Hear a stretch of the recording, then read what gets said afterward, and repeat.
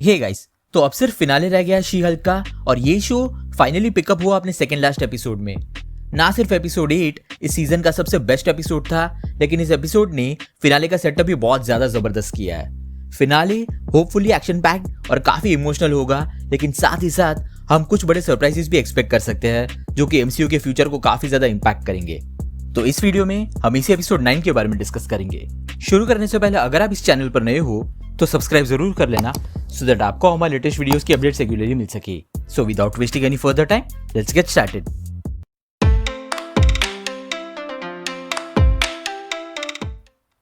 तो episode 8 and होता है शी हल्क के एक बड़े से रेज के साथ, जो कि हल्क किंग की वजह से ट्रिगर हुआ था।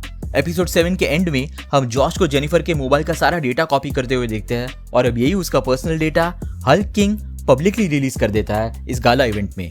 नो डाउट ये जेनिफर की प्राइवेट लाइफ से रिलेटेड था, जिसकी वजह से वो इस हद तक गुस्से में आ गई। लेकिन हल्क किंग को पता था कि जेनिफर बिल्कुल ऐसे ही रिएक्ट करेगी और जेनिफर के गाला इवेंट से बाहर आते ही डीओडीसी वहां पहले से ही मौजूद थी शी हल्क को अरेस्ट करने के लिए। यानी कि ये सब पहले से ही प्लान किया गया था और इसका मतलब ये भी है कि इंटेलिजेंसिया और डीओडीसी दोनों साथ मिलकर काम कर रहे हैं। अब काफी चांसेस है कि जेनिफर सरेंडर करने के बजाय इस जगह से शायद एस्केप हो जाएगी और प्रोबेबली वो ब्लॉन्स्की की रिट्रीट पर चली जाएगी सबसे पहले। ये मैं इसलिए कह रहा हूँ क्योंकि अभी भी हमने ब्लॉन्स्की को अपने रिट्रीट पर अबॉमिनेशन में बदलते हुए नहीं देखा, जैसे कि कई सारे ट्रेलर्स में टीज किया गया है।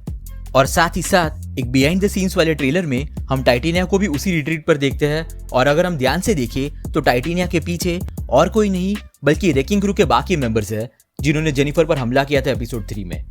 इसका मतलब टाइटेनिया और इंटेलिजेंसिया दोनों ही यहाँ पर शायद साथ में काम कर रहे हैं। रेकिंग क्रू का लीडर द रेकर ऑलरेडी रिट्रीट पर मौजूद है ब्लॉन्स्की के साथ। मैंने ऑलरेडी अपने पिछले वीडियो में थियराइज किया था कि रेकर सिर्फ यहाँ एक्टिंग कर रहा है सुधरने की और वो अभी भी इंटेलिजेंसिया के साथ ही काम कर रहा है। एपिसोड 7 में उसने जेनिफर से जॉश का नंबर डिलीट करवा दिया था सो दैट वो उसे ट्रैक ना कर सके और अब यहाँ लग रहा है कि जेनिफर के आते ही वो रेकिंग क्रू और इंटेलिजेंसिया को भी अलर्ट कर देगा, जिसके चलते टाइटेनिया और बाकी के रेकिंग क्रू मेंबर्स यहाँ पहुंच जाएंगे। हो सकता है कि यहाँ जेनिफर की मदद करने के लिए ही ब्लॉन्स्की अबॉमिनेशन में ट्रांसफॉर्म हो गया होगा और अल्टीमेटली यहाँ एक बड़ी सी फाइट होगी शी हल्क, अबॉमिनेशन, टाइटेनिया और रेकिंग क्रू के बीच में। अब होपफुली ये सीन डिलीट ना हुआ हो, कंसिडरिंग फाइनल एपिसोड भी मैक्सिमम 25 to 30 मिनट्स का ही होगा और अब तक इस शो के मेन विलन को रिवील नहीं किया गया है।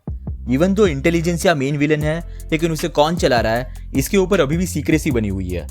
Least of all Hulk king की आइडेंटिटी तो डेफिनेटली इस फिनाले में रिवील होगी, जो मोस्ट प्रोबेबली टॉड ही होगा अपने हल्क फॉर्म में जेनिफर का ब्लड कंज्यूम करने की वजह से। तो ऑलरेडी कई सारी चीजें हैं जो इस एपिसोड को रिवील और रिजॉल्व करनी है। अगर ये पूरा सीन नहीं हुआ फाइनल एपिसोड में तो काफी चांसेस है कि जेनिफर सीधा ब्रूस के बीच हाउस वाले लैब पर चली जाएगी, जिसे हमने एपिसोड 1 में देखा था।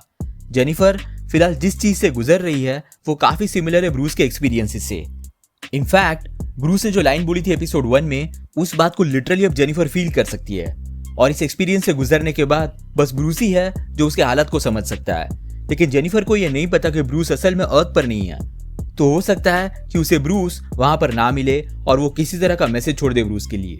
अब ब्रूस अर्थ पर आएगा या नहीं इसकी श्योरिटी तो नहीं है, लेकिन टाइटेनिया का रोल प्ले करने वाली जमीला जमील ने मार्क रफेलो के साथ उसके मोकैप सूट पे फोटो रिलीज की थी और अब तक टाइटेनिया और हल्क सीरीज में तो एक दूसरे से नहीं मिले, जिसका मतलब है कि फिनाले में ब्रूस शायद वापस आ सकता है जेनिफर की मदद करने के लिए और प्रोबेबली टाइटेनिया और हल्क टॉड से लड़ने के लिए।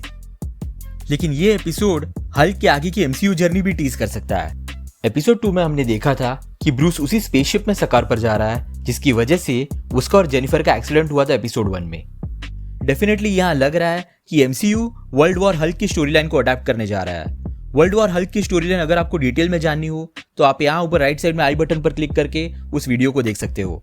लेकिन अगर शॉर्ट में बताऊं तो world war Hulk story line में हल्क काफी वक्त सकार पर बिताता है, जिसके चलते वो एक वक्त पर सकार का रूलर बन जाता है और उसकी शादी भी हो जाती है। लेकिन उसकी शिप एक्सप्लोड होने की वजह से कई लोग सकार पर मर जाते हैं, जिनमें से एक उसकी वाइफ केरा द ओल्डस्ट्रॉन्ग भी होती है। मरते वक्त केरा का ककून, जिसमें उसका और हल्क का बेटा स्कार मौजूद था, वो एक आग से भरे तालाब में गिर जाता है। अब हल्क इस एक्सप्लोजन का बदला लेने के लिए सकार छोड़कर अर्थ की तरफ बढ़ता है, लेकिन उसे ये नहीं पता कि उसका और केरा का बेटा अभी भी जिंदा है और वो उस ककून से बाहर निकलने वाला है जो कि आग के तालाब में है।